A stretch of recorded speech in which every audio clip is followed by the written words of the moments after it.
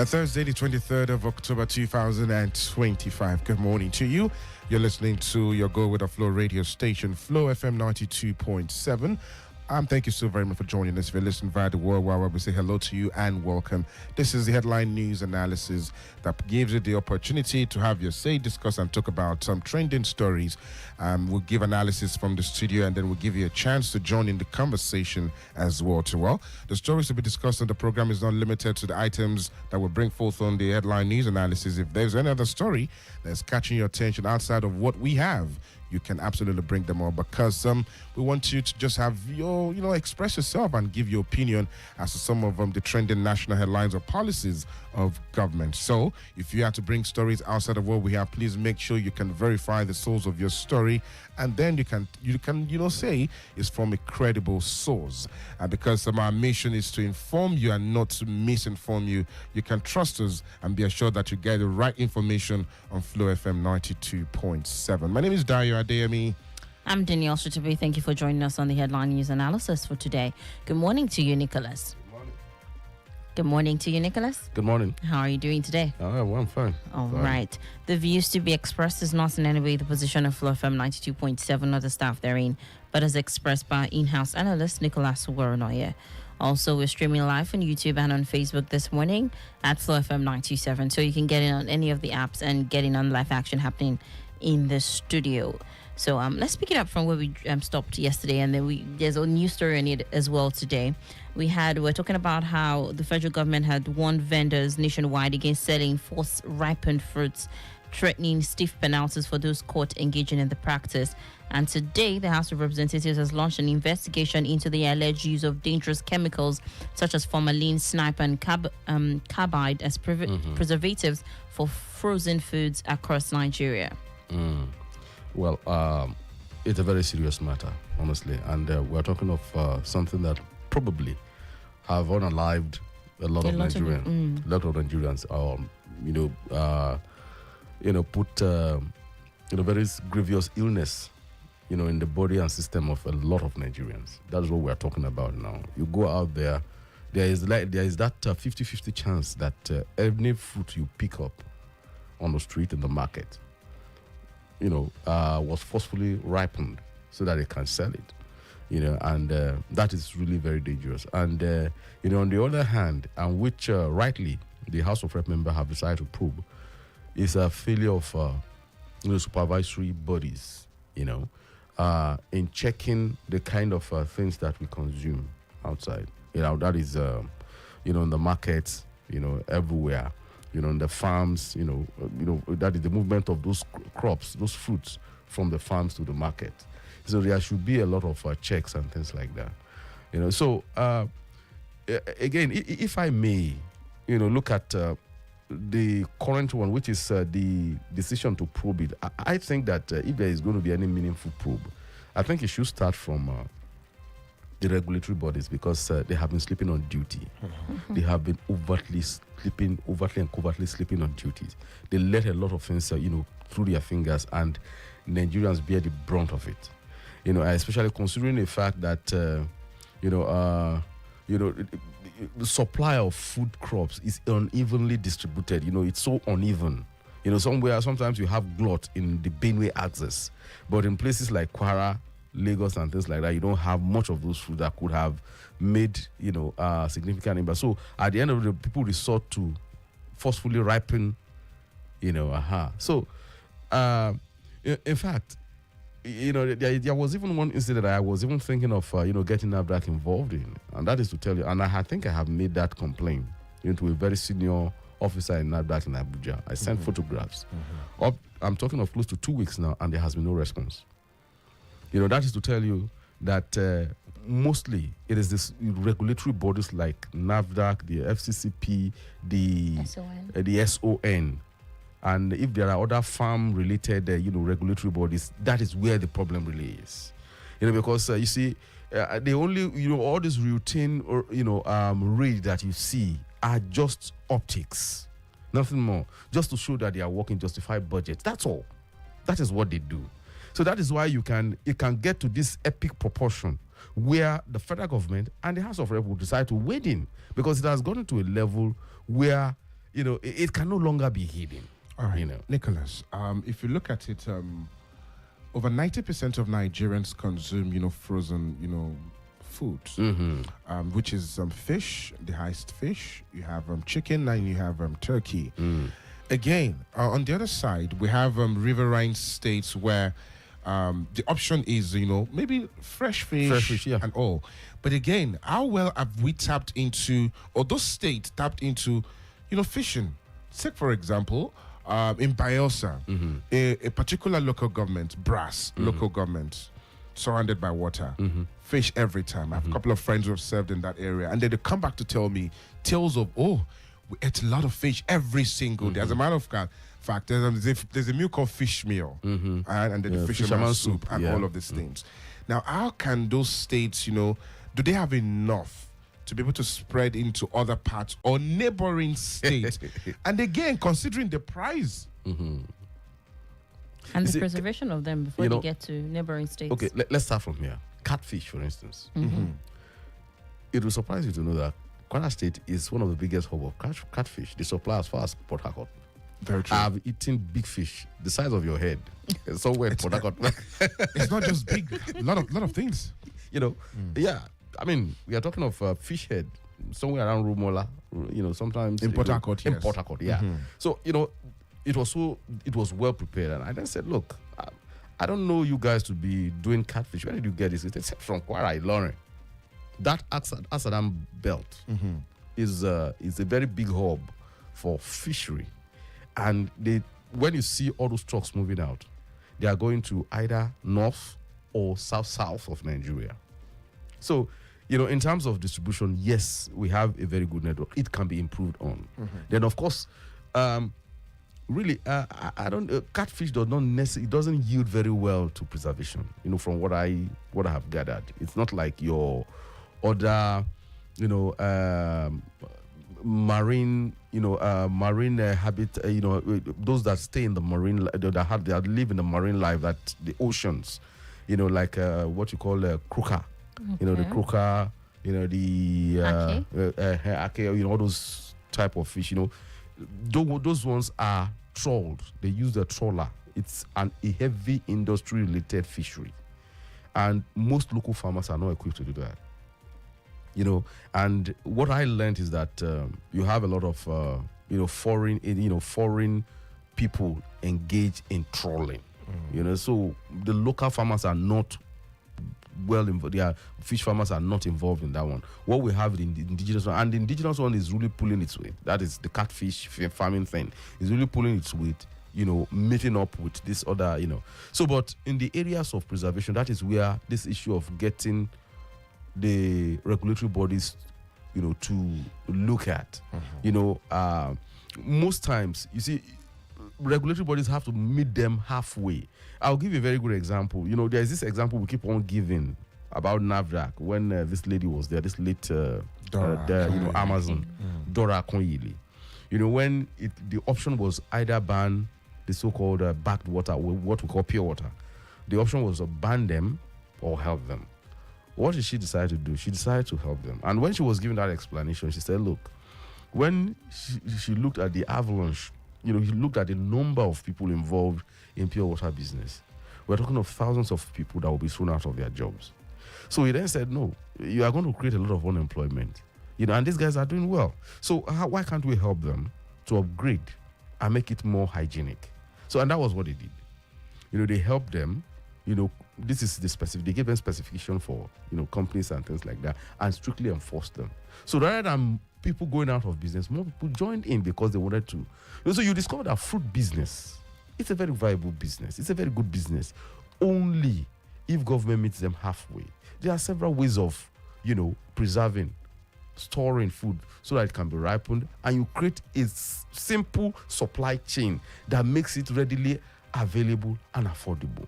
That is, you see, that is something that is seriously lacking within the farm, the farming institution in Nigeria. That preserving and supply as are when due. That is where the problem is.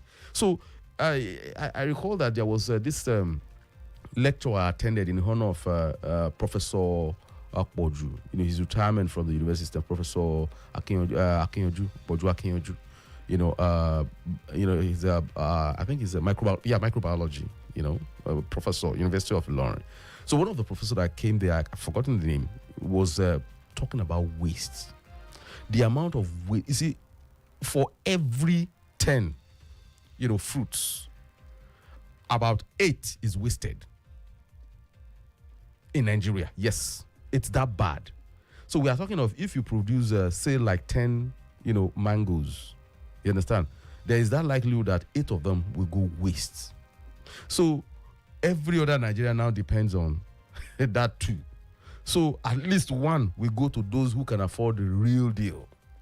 People like Baba, my guru, that is Adamu, a former governor of Adamawa State. He has a very big mango farm, but he exports his mangoes to France every morning. Yeah. You understand? So we are now left to scramble with the local farmers. So what the local farmers can get us.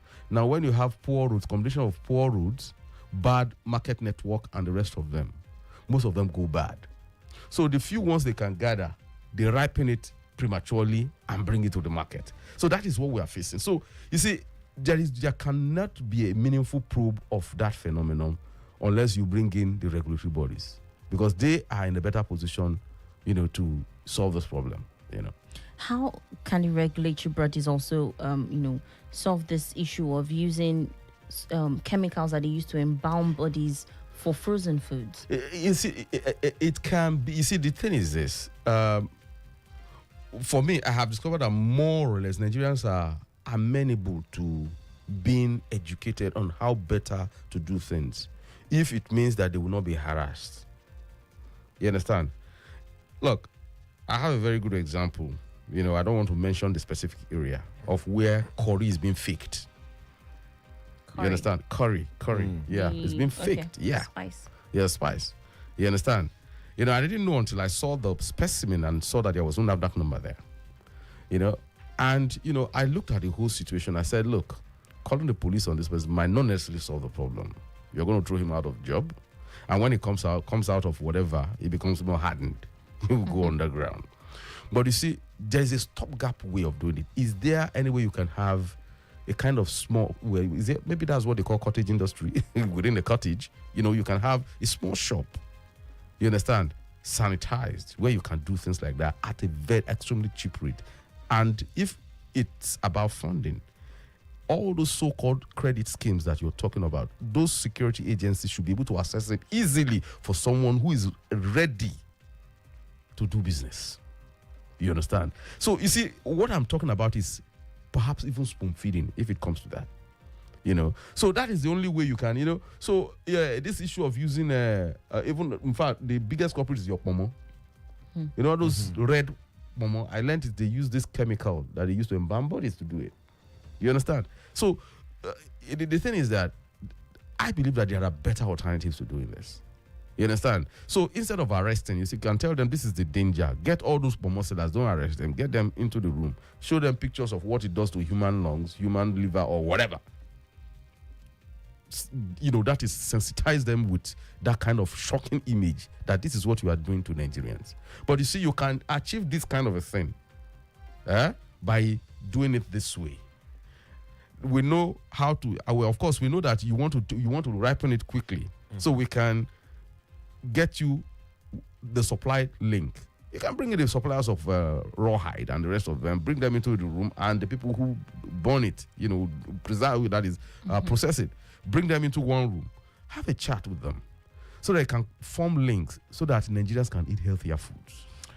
All right, let's take a quick comment, from Facebook. Dr. Mrs. Ma Olebara from Owerri. The Bible says, when the righteous rules, the people rejoice. Our leaders righteous. The answer is whether Nigerians are today rejoicing or crying. Nigerians will have confidence in governments when the decisions taken by governments are open and they follow laid down rules and regulations. They should realize that they have a responsibility, change from the nonchalant attitude they show to the plight of Nigerians to real commitment, so that we can restore trust in them. That's a very deep one. Yeah. And again, you see, one other thing is, you discover that most of these fakers, pirates who pirate, fakers of all categories, are usually well connected. They form a cartel, for the sake of crying out loud, and they pump in money to campaigns of politicians. No.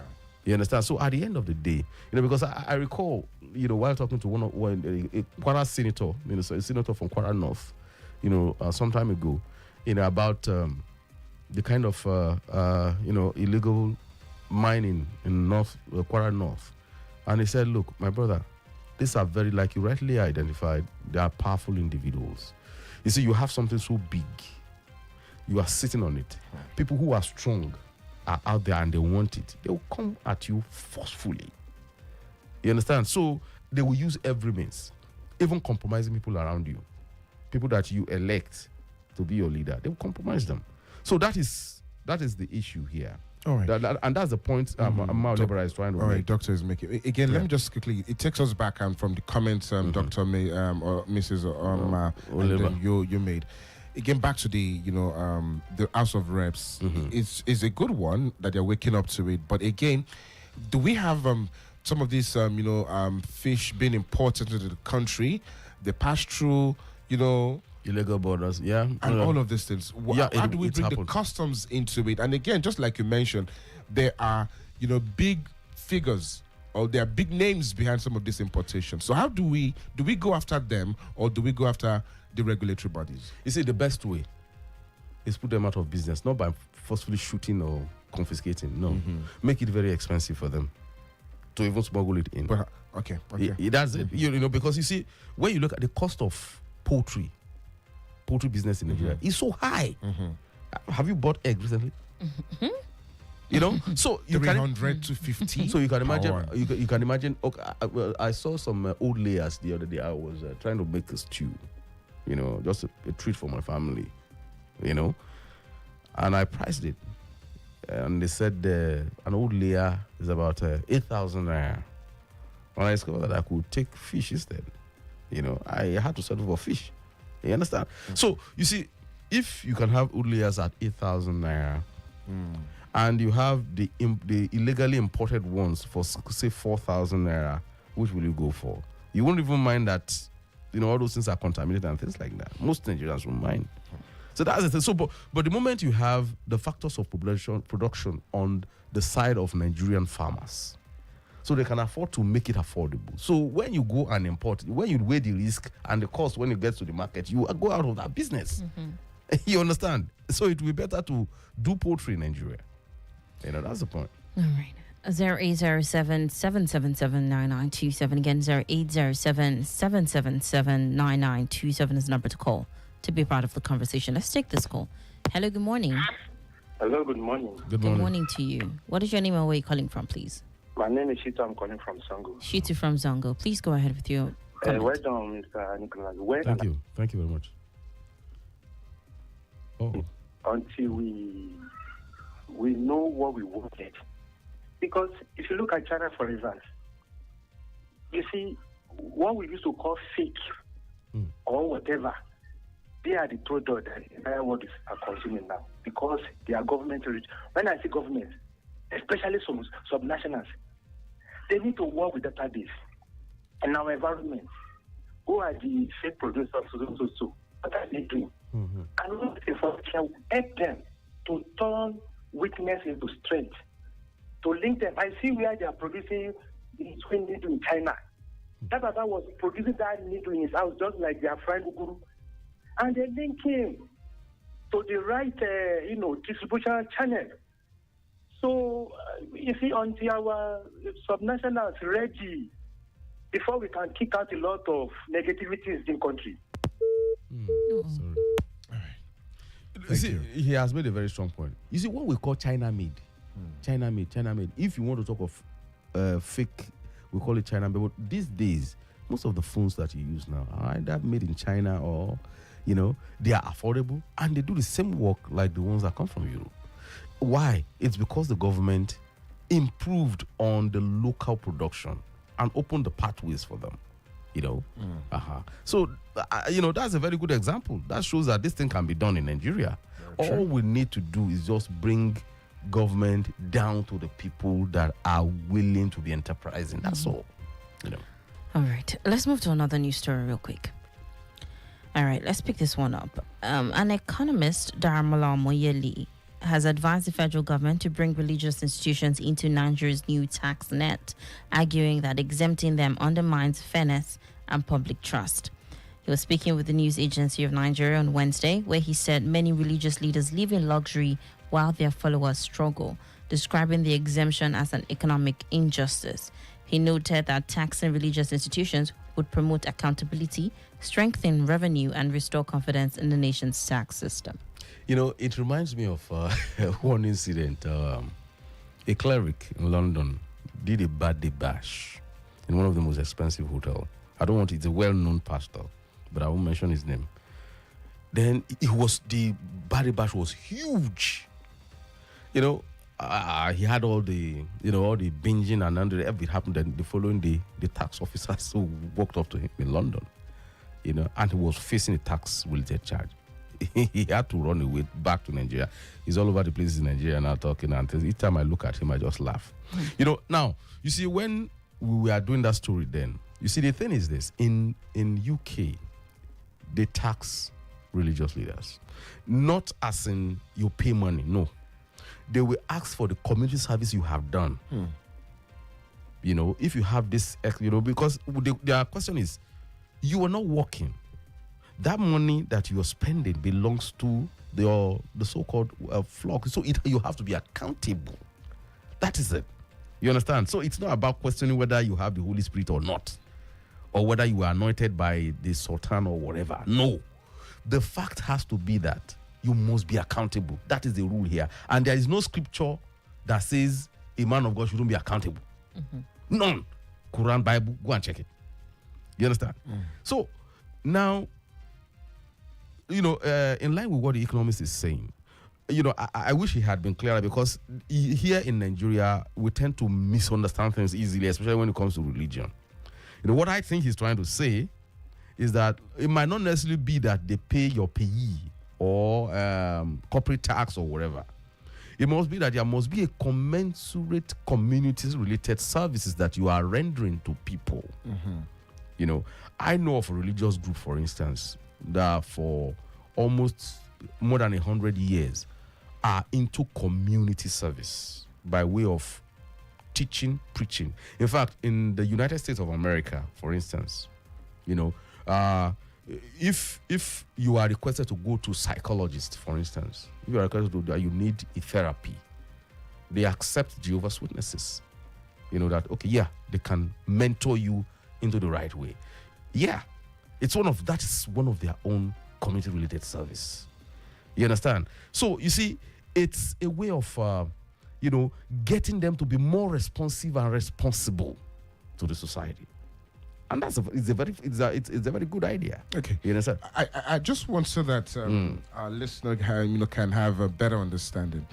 The religious body fall under the non-governmental organizations, right? The NGOs, and they are not, taxable. Yeah. Right. Now, this conversation, taxing religious body, is not just raising its head. It's been a conversation from way back, and it's as a result of the ostentatious lifestyle of some of these religious leaders. Exactly. Now, do Nigerians, religious followers in Nigeria, have the understanding of questioning or finding out how accountable their leaders are?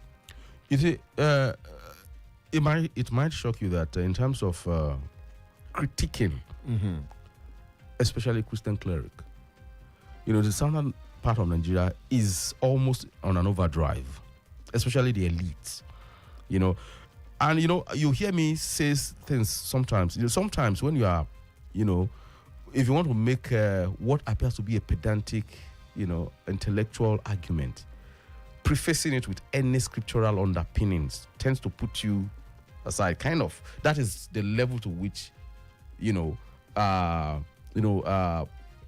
criticism, of religious, religion is in Nigeria.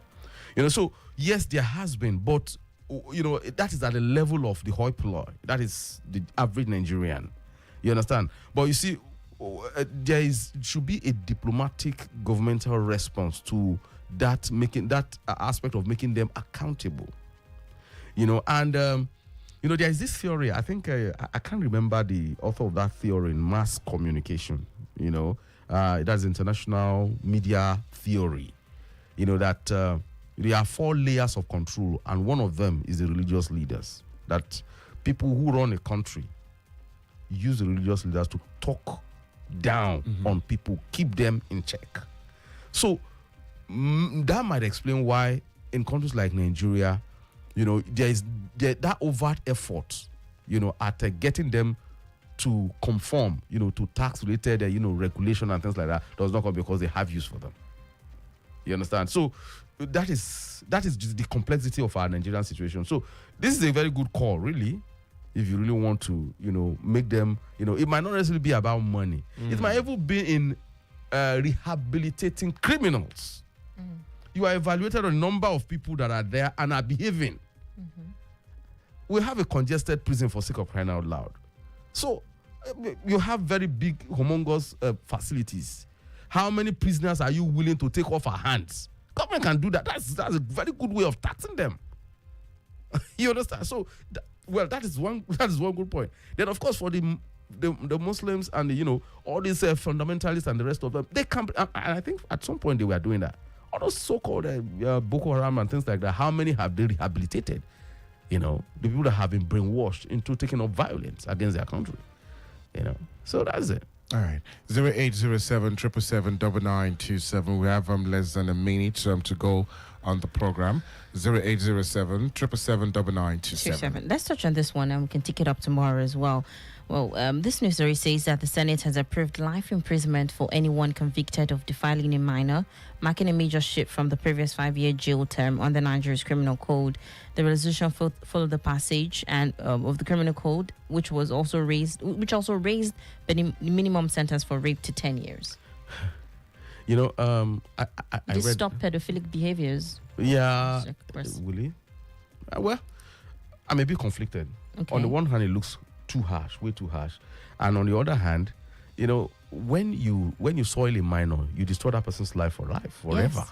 Yes. So there must be commensurate punishment. So maybe we can discuss that later. We'll pick it up tomorrow. Yeah. All right. It's a whole lot of conversation around it, Sam, because again, it's a global thing. Yeah, it is. And there must be tough and strong measures against such act. 0807 777 Or crime is a big crime. It's a huge crime. It's a very big crime. So we can't take calls, but again, we can just roughly talk about this and you were going to mention. Yeah, there's been a protest that happened in Somalia not long ago, where child marriages and defiling minors was a really big thing, and it's a really common thing in Africa. There's been protests about it recently, and I think that's one of the reasons why this law is being passed. It's so rampant. It's too much. You can rest assured that all those little girls that you see, you might think barely 12 have been defiled. On several ways. All right. Even just recently, a Nigerian, escaped from the house because the father put her up for marriage at a very young age. But anyways, we'll pick it up and touch on the story tomorrow. Yeah. Nicholas, your pattern shot in a quick few seconds. I don't do what I wouldn't do. What wouldn't you do? All right, then. The views. You're an upstanding citizen. Okay, good. The views expressed is not in any way the position of FlowFM 92.7 or the staff therein, but as expressed by in-house analyst Nicholas Uwerunonye.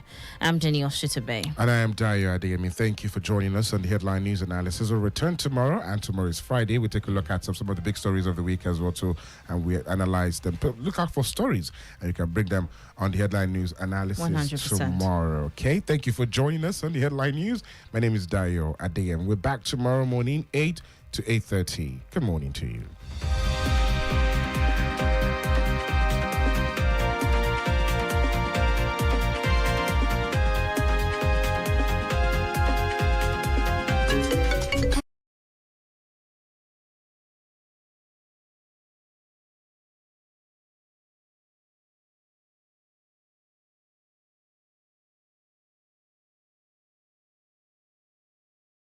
Keeps you locked in, no matter where you are. Non-stop vibes, non-stop hits. This is Flow FM 92.7. Good morning, Ilorin. You know what time it is. Wake up with us and get your day started right. We've got the hottest headlines, trending topics, and the music you love back to back. You already know we keep it fun, fresh, and real. Mid mornings with us, you won't want to miss it. We bring the energy, the laughs, and of course the tunes that get you through the day. Afternoon on FlowFM is where the culture lives.